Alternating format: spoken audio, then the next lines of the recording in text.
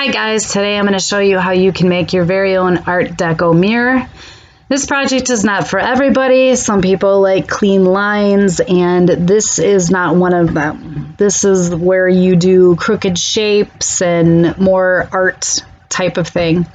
You're going to use a foam board, a 13-inch craft mirror, and then I had mirror paper, glitter paper, and I believe it's charcoal black paper. I'll leave everything in the description box. I cut those into triangles, and then I took metallic silver paper and I went around the entire board, and I had it stick out from the board.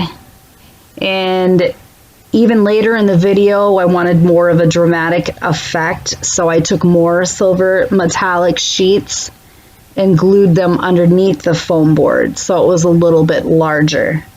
But here I just spread the sheets out, and you can see me just trying to mess with the triangles on where I want to place them. And like I said, this is not something that's supposed to be neat. It's more of a Art Deco messy type of shape look. Hopefully you like it. It's not for everybody. Have a great day, and thank you so much for watching.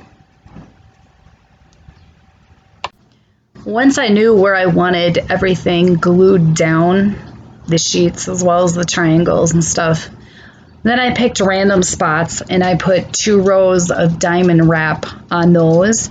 And then around the mirror, I elected to go everywhere but where the glitter paper was, and I glued 4 rows of silver diamond confetti around the mirror.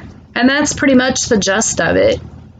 Yours might turn out different than mine, but this is kind of the basic of how you can make something like this. It was a lot of fun. Like I said, the nice part about it is you're not going for a neat look, so it's relatively easy. You guys have a great day. Thank you so much for watching. I'm going to leave you to the music, and hopefully you like it. I have another project coming for you real soon. Have a great day. Thanks a lot.